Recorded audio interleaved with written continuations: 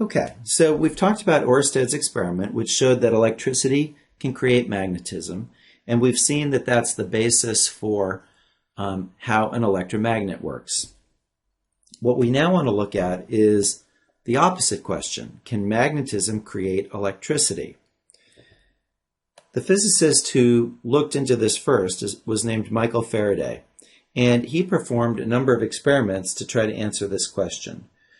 And what he did was he took a magnet, as shown in this diagram, and he took the magnet and held it near a coil of wire. By the way, there's no voltage source in this circuit at all. This is just a meter that measures current.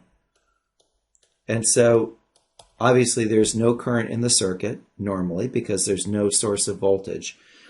But what he found was that if he took a magnet and he moved it in and out of that coil, it actually produced an electric current in that circuit.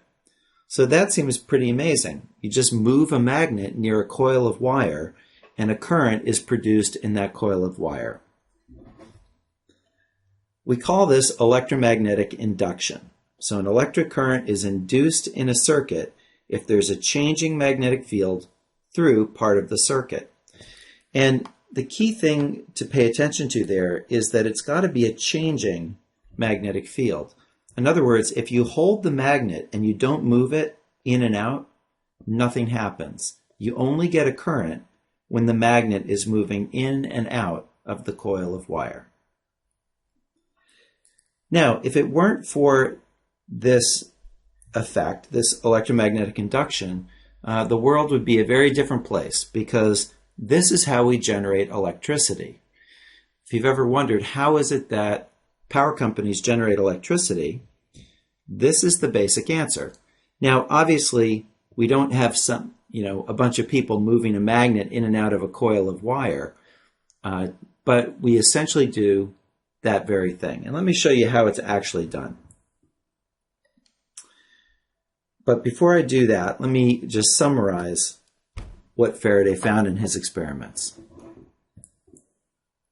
So the magnitude of the current that is induced in this circuit depends on a few things. First of all, it depends on the strength of the magnetic field. In other words, if we make our magnet stronger,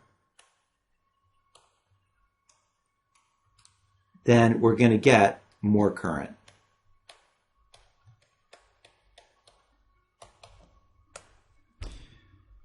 Also, the faster we move the magnet, then the greater the current. So if I just move the magnet in and out slowly, I'll get a small current.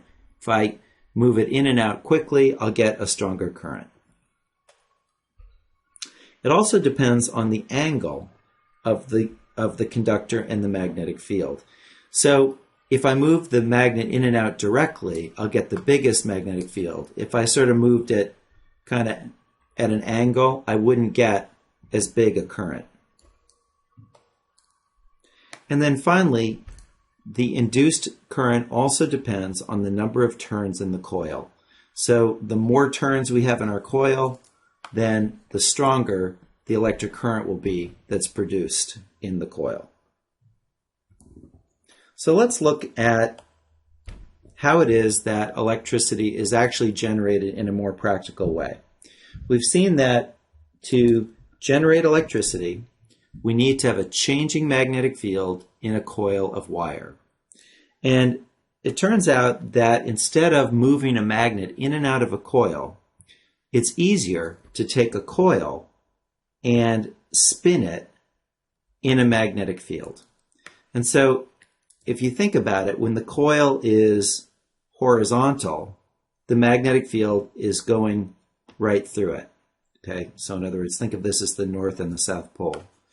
When the coil is straight up and down, there's essentially no magnetic field going through it. And so by spinning the coil, it's effectively constantly changing how much magnetic field is going through the coil. And when we have a changing magnetic field going through a coil, it produces electricity. And so that's the way electricity is actually generated at a power plant or even in the alternator of your car that generates electricity to recharge your car battery. What happens is the coil is turned in a magnetic field, and that produces the electricity. Now, one of the things that you might be thinking here is if we turn the coil and it produces energy, how easy is that to do? And it turns out it's actually kind of hard. I'm going to demonstrate this for you in class. You'll see that to crank a real generator takes a lot of effort, even if it's just to light a single light bulb. And the reason for that is something called Lenz's law that says the induced current flows in a direction such that it opposes the action that induced it. And what we mean by that is when the current is created in this loop, remember, currents create magnetic fields. And so the current that's created creates a magnetic field that tries to oppose what you're doing. So in other words, when you crank the generator, it's actually hard to crank it because as the current gets produced, it tries to oppose what you're doing. And we call that Lenz's law. And that's really not surprising because we know that energy is conserved, and therefore any energy that you put in the form of mechanical or what we've called kinetic, right? Because it's the energy of motion. You put in energy of motion and you get out electrical energy. Well, if you want to get out a lot of energy, we know from conservation of energy, that means you have to put in a lot of energy.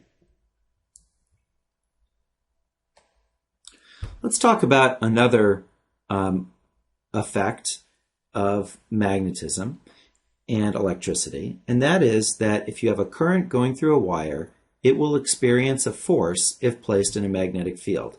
Now, this isn't actually anything new because we've talked about the fact that if you have a current going through a wire, that wire produces a magnetic field. So in other words, it acts like a magnet. Well, that means that if I have another magnet present, they're going to exert a force on each other. And so a wire that has a current, if you place it in a magnetic field, it's going to experience a force. Now, this is actually very important for another technological application, and that is, this explains how an electric motor works. And here's a picture of an electric motor. You'll notice that it looks a lot like the electric generator, and I'll talk more about that in a minute. But basically, here's the thing. If I put a current into this loop, what happens is that the current on one side of the loop experiences a force up in the magnetic field created by this permanent magnet here. The other side of the loop will experience a force down because the current's going in the opposite direction. And therefore, there's a twisting force on that coil, and that makes the coil turn in that magnetic field. And so that's really all a motor is. It's something that you can put electric current into, and you get motion out of it. So looking at generators and motors together, what we see is that the same device can act as either a motor or a generator. And I'll demonstrate that for you in class. What you want to think of is that a generator takes kinetic energy, in other words, the energy of motion, and it converts it to electrical energy.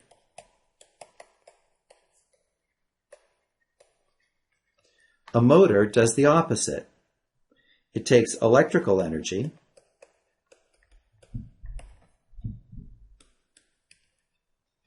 and it converts it to kinetic energy.